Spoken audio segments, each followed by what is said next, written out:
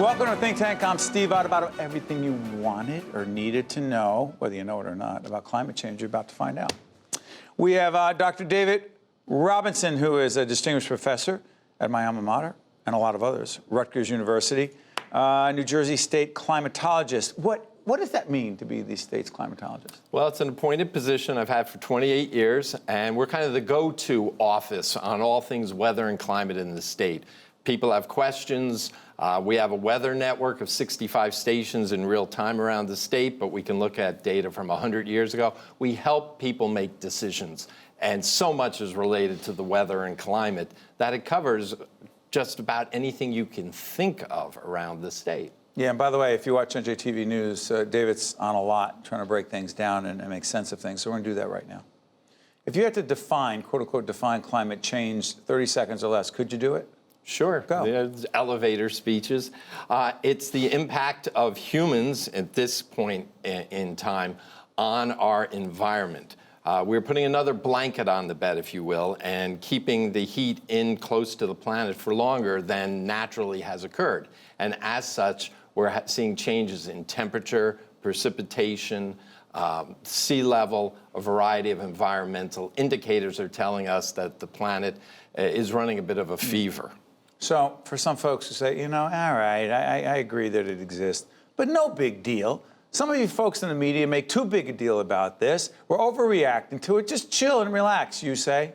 It is a big deal. It may not be a big deal on a day-to-day basis as we see it, unless a storm like Sandy comes along that was given a little extra oomph. What does Sandy have to do with climate change?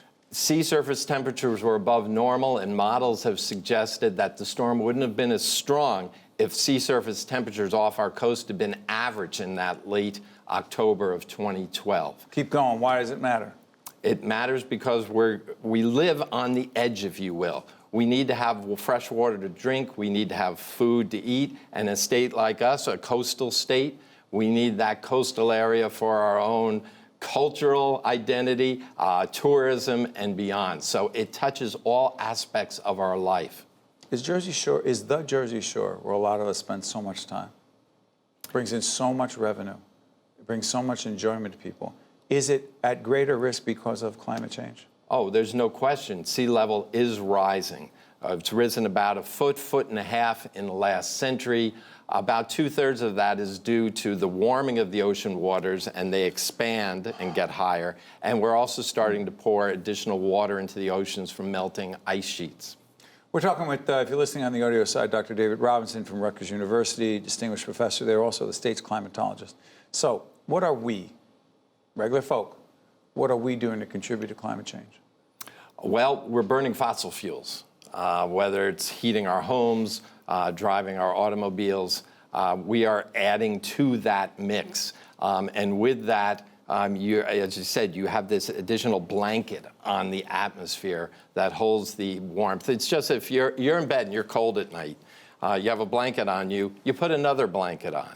Eventually that heat will leave and get away from your body into your bedroom, but it's going to stay there a little longer and you'll be comfortable. Well, we're putting another blanket on, a natural greenhouse, and with that, warming things up, changing weather patterns, melting Arctic ice. But Doctor, excuse me for interrupting. Yeah. When you start talking about people driving their cars, what are you advocating? That we stop driving cars? Nope, there's a lot of ways we can get at this, and this gets beyond my job description as a scientist, but it does touch on it. In Jersey, transportation is a big energy consumer. Generation of electricity and our home heating, and we can address all of those and without suffering the consequences. We have to use less energy and we have to use cleaner energy, but we can do that with a concerted effort. I mean, we got in this situation because as humanity, we've been relatively successful. So now we should benefit from our knowledge and be able to address a problem that we've created as we've built that success. Dr. David Robinson, I'm curious about this. New Jersey and its issues around climate change versus the rest of the country, is there a difference?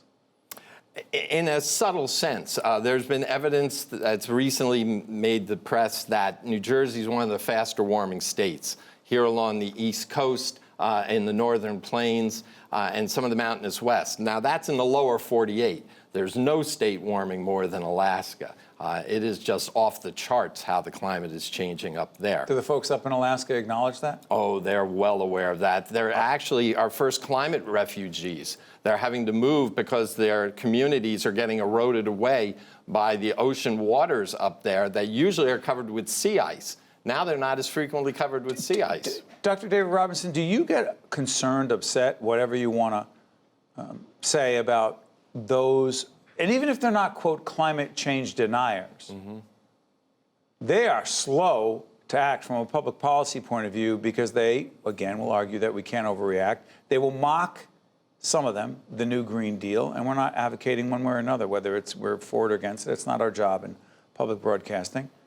But is there a part of you that gets frustrated when you hear the mocking, oh, really, so stop eating hamburgers, that's the problem? You know what I'm talking about. Yeah. Is there a part of you, given the severity of a situation that you just described, that you've spent your professional and personal life dedicated to where people mock it?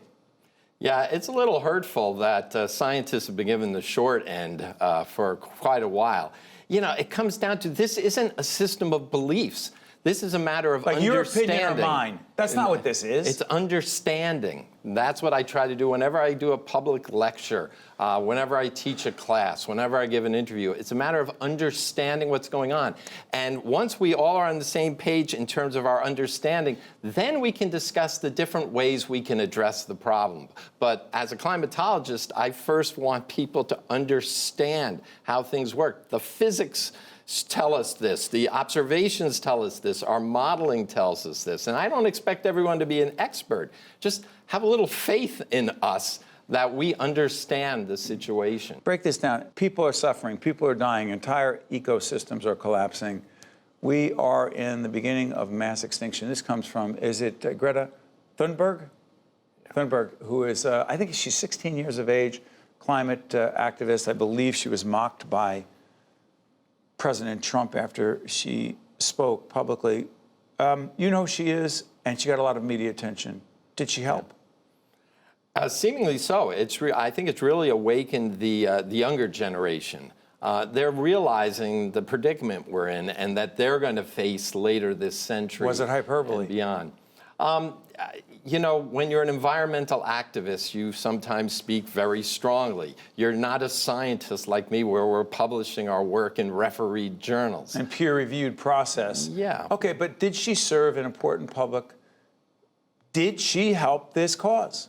Well, it's certainly early on that account, but I would say looking at the protests that were global in nature these past month or two, that yes, because it heightened awareness of the problem.